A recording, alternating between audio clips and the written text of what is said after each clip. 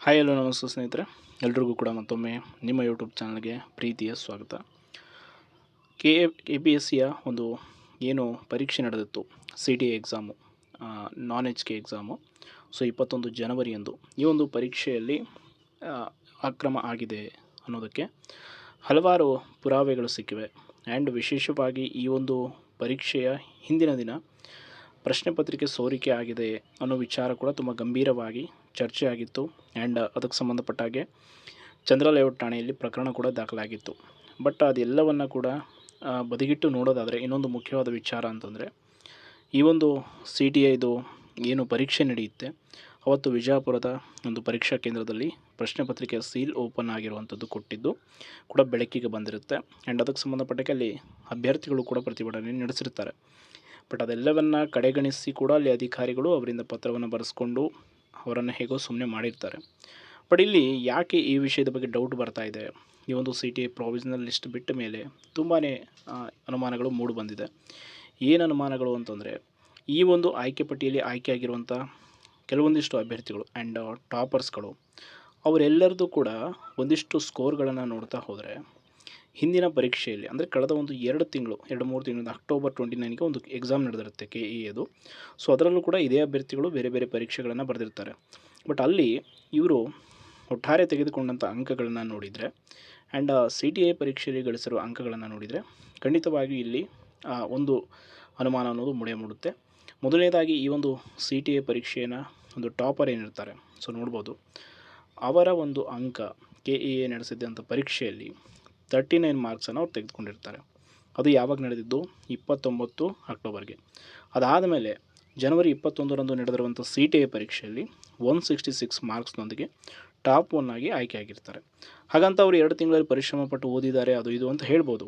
But ಎಷ್ಟೇ ಪ್ರಯತ್ನ ಪಟ್ಟಿದ್ರು ಇಷ್ಟೊಂದು ಸ್ಕೋರ್ ವೇರಿ ಆಗೋದಕ್ಕೆ ಹೆಂಗೆ ಸಾಧ್ಯ ಆಯಿತು? ಆ್ಯಂಡ್ ಅವರು ಇಲ್ಲಿ ಜಿ ಕೆ ಪೇಪರಲ್ಲಿ ತೆಗೆದುಕೊಂಡಿರೋ ಸ್ಕೋರ್ ಕೂಡ ನೋಡ್ಬೋದು. ಫಸ್ಟ್ ಕೆ ಇ ಎ ಪರೀಕ್ಷೆ ಬರೆದಾಗ ಬರೀ 11.5. ಅಂತಹ ಒಂದು ಕ್ಯಾಂಡಿಡೇಟ್ ಅವರು ಕೂಡ ಇಲ್ಲಿ ಅದು ಹೆಂಗೆ ಟಾಪರ್ ಆದರು?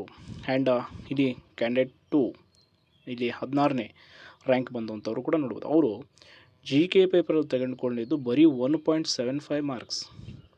ಒಟ್ಟಾರೆಯಾಗಿ ಅವರು ಈ ಒಂದು ಕೆ ಇ ಎ ಪರೀಕ್ಷೆಯಲ್ಲಿ ತೆಗೆದುಕೊಂಡಿದ್ದು ಬರೀ 15 ಅಂಕಗಳು. ಅಂಥವ್ರು ಏಕಾಏಕಿ ಹೆಂಗೆ 150 ಅಂಕ ತೆಗೆದುಕೊಳ್ಳೋಕ್ಕೆ ಸಾಧ್ಯ ಆಯಿತು ಸಿ ಟಿ ಐ ಪರೀಕ್ಷೆಯಲ್ಲಿ? ಇಷ್ಟೊಂದು ರೀತಿಯಾದಂಥ ಹಲವಾರು ಗೊಂದಲಗಳು, ಅನುಮಾನಗಳು ನಮ್ಮ ಕಣ್ಣು ಮುಂದೆಯೇ ಸಾಕ್ಷಿಗಳು ಇವೆ. ಆದರೂ ಕೂಡ ಇದನ್ನು ಎಕ್ಸೆಪ್ಟ್ ಮಾಡೋದಕ್ಕೆ ತುಂಬ ಜನ ರೆಡಿ ಇಲ್ಲ. ಬಟ್ ಅಂದವ್ರಿಗೆ ನಾವೇನು ಹೇಳೋಕ್ಕಾಗಲ್ಲ. ಈ ಪುರಾವೆಗಳನ್ನು ಇಟ್ಕೊಂಡು ಕೋರ್ಟ್ ಮೆಟ್ಟಲು ಹತ್ತೋದು ಕೂಡ ಸಾಧ್ಯತೆ ಇದೆ. ಆ್ಯಂಡ್ ಈಗ ಆಲ್ರೆಡಿ ಕೆ ಪಿ ಎಸ್ ಸಿಗೂ ಕೂಡ ಈ ವಿಚಾರಕ್ಕೆ ಸಂಬಂಧಪಟ್ಟ ಅಬ್ಜೆಕ್ಷನನ್ನು ಸಲ್ಲಿಸಿದ್ದಾರೆ ವಿತ್ ಎವಿಡೆನ್ಸ್. ಆ್ಯಂಡ್ ಇನ್ನೊಬ್ಬ ಟಾಪರ್ದು ಕೂಡ ನೋಡ್ಬೋದು ನೀವಿಲ್ಲಿ. ಆತ 112 ಅಂಕ ತೆಗೆದುಕೊಂಡಿದ್ದಾನೆ ಕೆ ಇ ಎದಲ್ಲಿ. But K P S C T ಐಲಿ 160.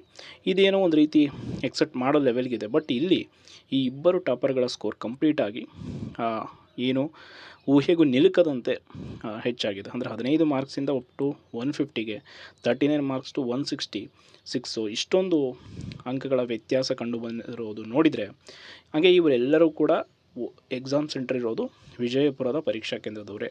ಎಲ್ಲಿ ಪ್ರಶ್ನೆ ಪತ್ರಿಕೆ ಸೋರಿಕೆ ಆಗಿದೆ ಅನ್ನೋ ಒಂದು ಅನುಮಾನ ಬಂದಿತ್ತು, ಅದೇ ಒಂದು ಪ್ರಶ್ನೆ ಪತ್ರಿಕೆ ಸೋರಿಕೆ ಆದಂಥ ಜಿಲ್ಲೆಯ ಪರೀಕ್ಷಾ ಕೇಂದ್ರದವರು ಇವರೆಲ್ಲ ಇಷ್ಟೊಂದು ಸ್ಕೋರ್ ಮಾಡಿದವರು.